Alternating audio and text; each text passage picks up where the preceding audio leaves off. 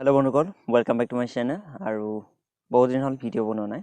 মই যোৱাকালি 8 তাৰিখে মোৰ ৰানিং আছিলে আছাম পুলিচৰ যি ABUB কনষ্টেবলৰ বৰ্তমান ৰানিং হৈ আছে।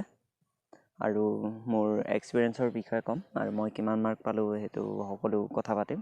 চ' ভিডিঅ'টো শেষলৈকে চাব। আৰু আগন্তুক SI এক্সামৰ কাৰণে বিভিন্ন ভিডিঅ'সমূহ মই বনাই থাকিম, আপোনালোকে চাবলৈ চেষ্টা কৰিব।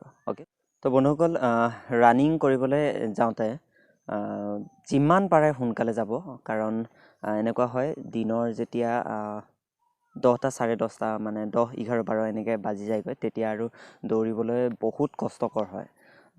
সেইটো টাইমত প্ৰায় 10-12টামান ল'ৰা তেনেকৈ পাছ কৰেগৈ। আৰু মানে যিসকল বহুত বেছি পাৰে সেইসকলেহে পাৰে, যিসকলে মানে যেনে তেনে নিজৰ ফিল্ডত প্ৰেক্টিছৰ টাইমত যেনে তেনে সোমায় টাইমতে 14 মিনিটৰ ভিতৰত। তো তেওঁলোকৰ কাৰণে যথেষ্ট দিগদাৰ হৈ যায়, মাথা বিষ হৈ যায়গৈ গৰমত। তাৰপিছত এই বুকুত পেটত তেনেকৈ বিষ আৰম্ভ হৈ যায় গৰমতে। আৰু আপোনালোকে যিমান পাৰে সোনকালে যাব চেষ্টা কৰিব। 4টা 4:30 সময়তে সেই জেগাডোখৰত গৈ লাইন ধৰিবলৈ। ফিল্ডসমূহ বৰ্তমান যিহেতু ঠাণ্ডা দিন আৰু শুকান খৰাং বতৰ, বৰষুণ নাই, সেইকাৰণে ফিল্ডসমূহ যথেষ্ট টান হৈ পৰিছে। আৰু এনেকুৱা হয় ফিল্ডসমূহত শিলগুটিও পোৱা যায়।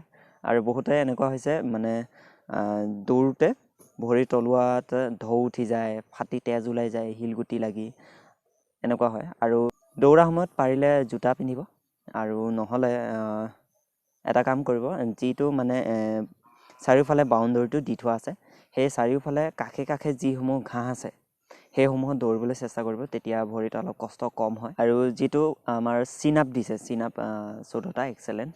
আৰু সেই চিন আপত বহুতে ফেইল কৰিছে। অলপ চেষ্টা কৰিব চিন আপ মৰাৰ সময়ত অলপ এনাৰ্জি জাতীয় ড্ৰিংক লোৱাৰ চেষ্টা কৰিব। আৰু যিসকলে পাৰেতো পাৰেই, যিসকলে নোৱাৰে তেওঁলোকে অলপ চেষ্টা কৰিব। আৰু কিছুমান এনেকুৱা আছে কোৱালিফায়ে হ'ব নোৱাৰে, 4টা চিন আপকে মাৰিব নোৱাৰে, এনেকুৱাও আছে কিছুমান, আমি নিজে পাইছোঁ। অ'কে, আৰু যিমান পাৰে সোনকালে যাব, একেটাই কথা, কিন্তু মানে তথাপিও আৰু যিমান পাৰে সোনকালে দৌৰিব পাৰিলে মানে আপোনালোকে এটা কম সময়তে ৰানিংটো ক্লিয়াৰ কৰিব পাৰিব আৰু এটা ভাল নম্বৰো পাবলৈ সক্ষম হ'ব। ধন্যবাদ।